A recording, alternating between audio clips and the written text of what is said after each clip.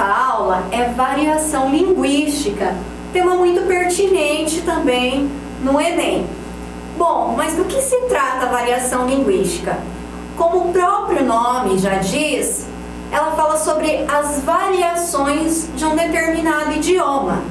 Então, para a gente entender melhor o que é variação linguística, vamos ver um conceito do que é linguagem, língua, né?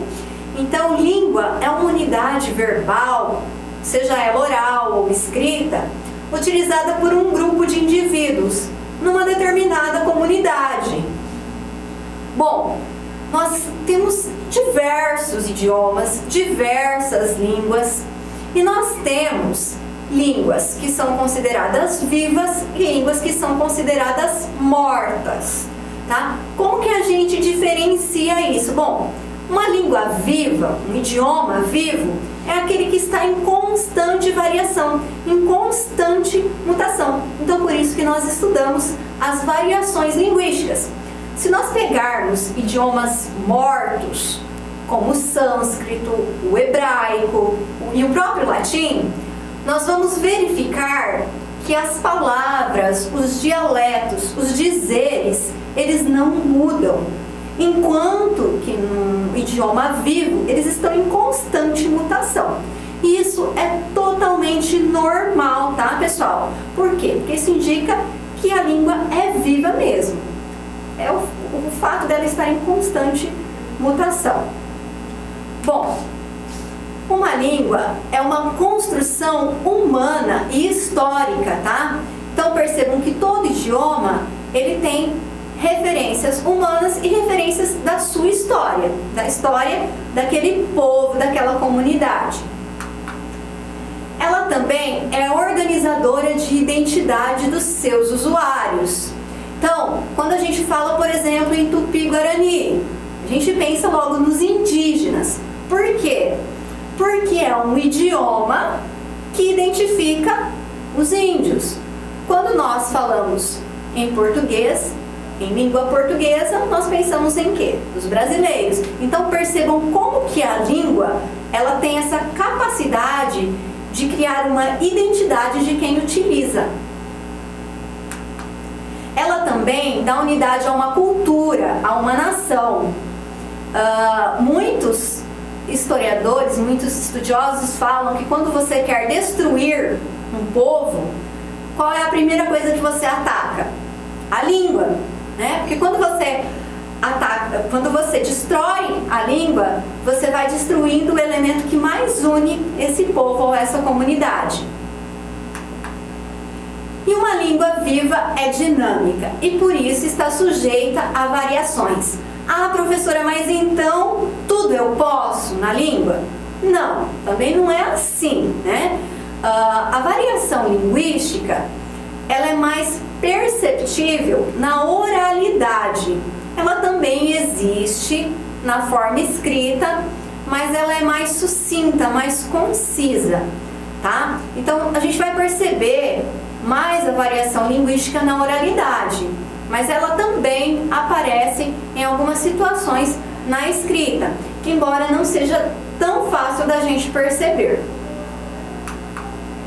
E aí nós temos um exemplo, uma tirinha lá do Chico Bento, né? Que a gente percebe bem o falar do caipira, né?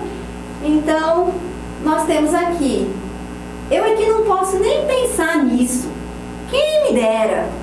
Então, quando a gente lê a tirinha, a gente já percebe que é o falar do caipira. Então, isso mostra pra gente que a variação linguística ela é muito perceptível no nosso dia a dia e está muito presente no nosso dia a dia.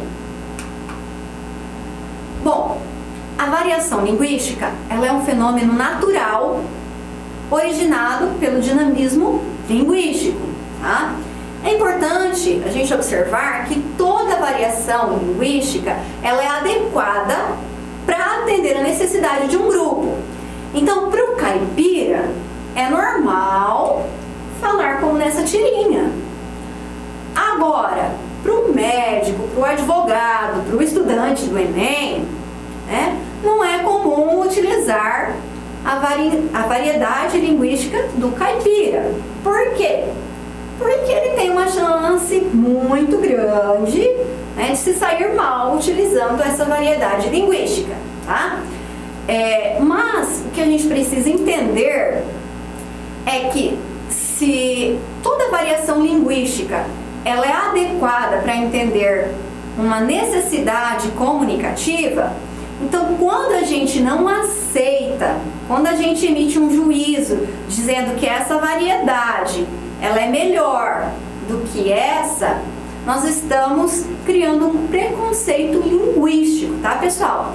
Então, muita atenção para isso. Existe a variedade, ela é permitida, mas lógico, né? Como fala Bechara, a gente vai utilizar aí a roupa conforme o local que nós estivermos, como local que nós estamos, né? Se nós vamos numa festa, um traje de gala. Se nós estamos em casa, podemos utilizar uma roupa mais confortável.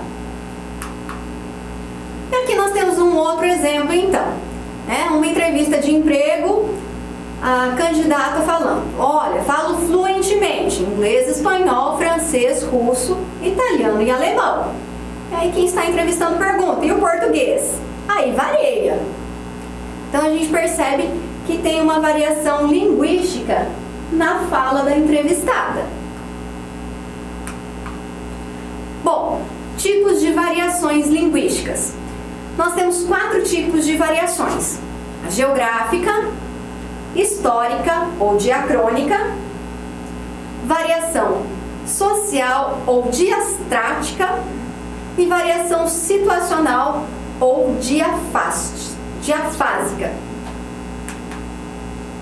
A variação geográfica, ela está relacionada com o local em que é desenvolvida, tal como a variação entre o português do Brasil e o português utilizado lá em Portugal. Percebam que é o mesmo idioma, mas que existe variação, tá? Em português, no português do Brasil, nós temos um celular.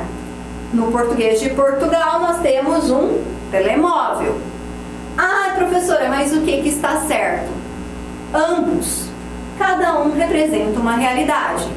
No português do Brasil, nós temos ônibus. No português de Portugal, nós temos autocarro.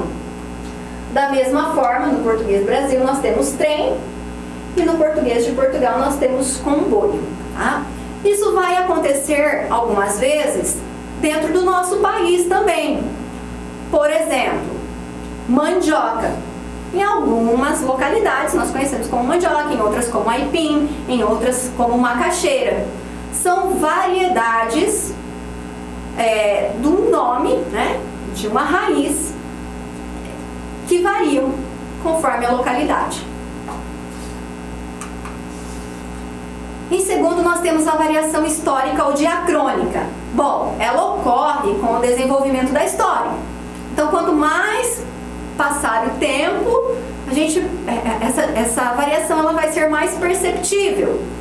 Então, nós temos aqui uma tirinha. Olha só.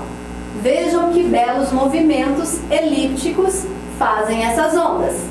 Meu caro amigo, pegá-las-emos nesse instante ou mais tardiamente. Percebam que os termos utilizados, eles são termos que estão em desuso. A gente quase não ouve mais. Mas se nós pegarmos livros lá de outros períodos, como do Barroco, pegarmos alguma obra do Romantismo, nós encontramos, ele está presente. Por quê? Porque na época era comum a utilização. Bom, o terceiro tipo de variação é a variação social ou diastrática. Ela é percebida segundo os grupos ou as classes sociais, tá? Tal como uma conversa entre um orador jurídico e um morador de rua. A gente vai perceber que tem diferença entre a conversa que um desenvolve e o outro. Um exemplo desse tipo de variação são os socioletos, tá? E aí nós temos aqui mais uma tirinha ilustrando, tá? A patroa falando para a empregada: hoje é seu primeiro dia e já vou logo avisando, Georgina, nós acordamos às 7 horas e tomamos café às 7h15. Aí a empregada responde: não precisa se preocupar comigo, patroa, eu só acordo às 9. Então percebam que essa diferença linguística entre a patroa e a empregada, ela muitas vezes cria situações de entendimento, né, de difícil entendimento, porque uma fala de uma forma, outra de outra. E aí nós temos um exemplo também de um socioleto, tá?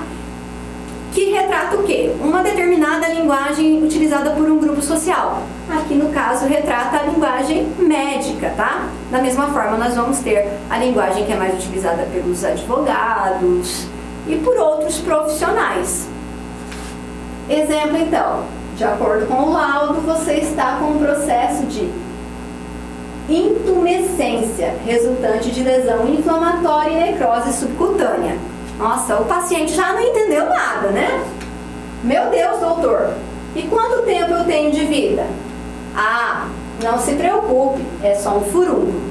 Percebam a diferença, ó. Tudo que ele disse aqui para falar que era um furúnculo. Nós temos também a variação situacional ou diafásica, que ela ocorre de acordo com o contexto. Por exemplo, situações formais e informais. As gírias, elas são expressões populares, tá? Que representam muito bem essa variação situacional. Aí nós temos mais uma tirinha como exemplo. Os pais falando para o filho: achamos que você passa tempo demais batendo papo na internet. E aí o filho responde: não é verdade. Percebam que a linguagem utilizada por ele é muito comum, principalmente nas redes sociais, salas de bate-papo. E é isso, pessoal. Essa é a nossa aula sobre variação linguística. Espero que vocês tenham gostado. Até mais!